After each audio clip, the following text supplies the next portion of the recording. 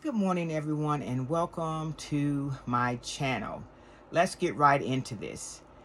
So, there's a saying that goes something like doing the same thing over and over and over again and expecting a different result is the definition of insanity.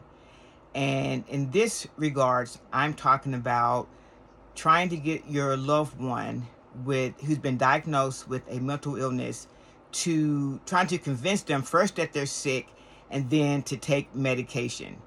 So how has that worked out for you all?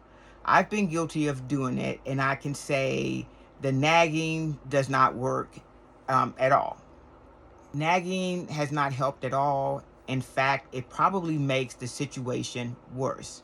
So keep in mind, I'm not a therapist, I'm just a parent, and I am using the LEAP method in real life.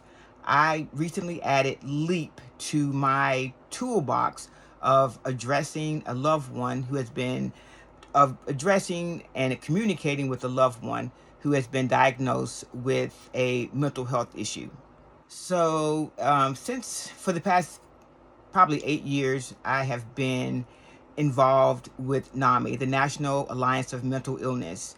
And I go to their meetings, I go to their workshops, and something that comes up a lot is the LEAP method, which was created by Dr. Javier Amador to communicate with his brother, who was diagnosed with schizophrenia. I don't know anyone personally who has used the LEAP method, and I would always wonder, like, when people were talking about it at different meetings I attended, have they ever actually used it, and how has it worked for them? And so recently, I decided to start using it. And also in my research about the LEAP method, I discovered that people also use the LEAP method in workplace situations as well. So if you're not familiar with the LEAP method, LEAPS, LEAP stands for listen, empathize, agree, and partner. And so I'm going to give you a real life situation in which recently I did use the LEAP method in communicating with my loved one. So recently, my loved one called me on the phone. He said that he was walking back home, back to his apartment from the store, and he encountered an individual whom he had encountered on previous occasions. He doesn't know this person, but he said on previous occasions this person had said some nasty things to him, and on one occasion this person spit in his direction. On this particular day, my loved one said that when he was returning from the store, that this person again said something nasty to him and threw a bottle in his direction. So initially I was thinking, okay, there was at least one previous incident in which my loved one felt like someone was following him whenever he rode the bus. In actuality, that person lived near us, and the person didn't live near us. They worked at a business that was near us, and they were on the same bus that my loved one was on around the same time, on a regular basis. And so, but thinking that person was following him, my loved one confronted that person. And I'm not going to go into details, but I'll just say it did not end well. So initially, I was thinking, when that incident happened, my loved one was not medicated. Currently, my loved one is taking prescribed medication for his mental health issue.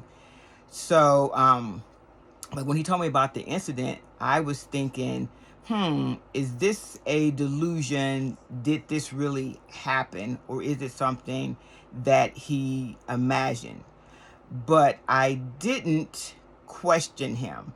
I decided I'm going to use the LEAP method instead.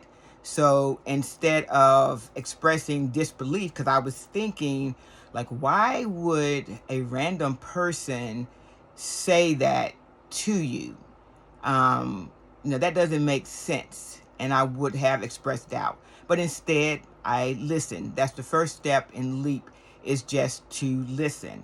And so the second step is to empathize. So I said something like, well, that is really ridiculous that you cannot walk down the street without being harassed. And I know that's scary. I hate that something like that happened to you. I just thought of words to empathize with him and let him know that, I'm on your side. If I had expressed doubt and didn't express empathy, then I probably would have, what I did was create trust between us two and let him know that I'm on his side. If I had expressed doubt, then that could have created animosity between the two of us. And I would have let him down by letting him know I didn't believe him and that I didn't have his back. So the third part of LEAP is agree. And so we both agreed that something needs to be done about the situation. And so when my loved one shared the incident to his dad, and he told his dad, if this person confronts me again, I'm going to do what I need to do to protect myself.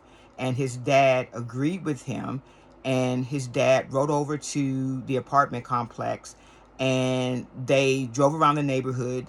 They were looking for the person because they wanted to talk to him and ask him, like, okay, what's going on? What is the problem?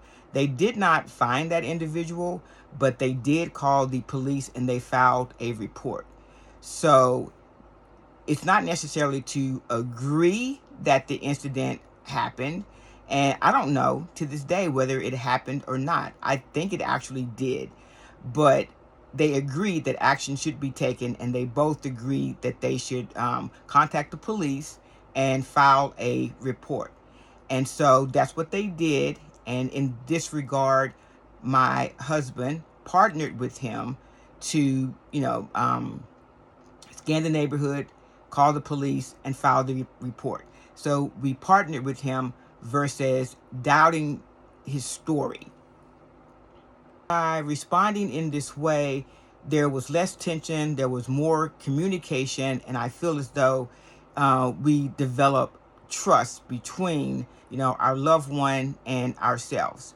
So I'm just curious, have any of you all actually tried the LEAP method?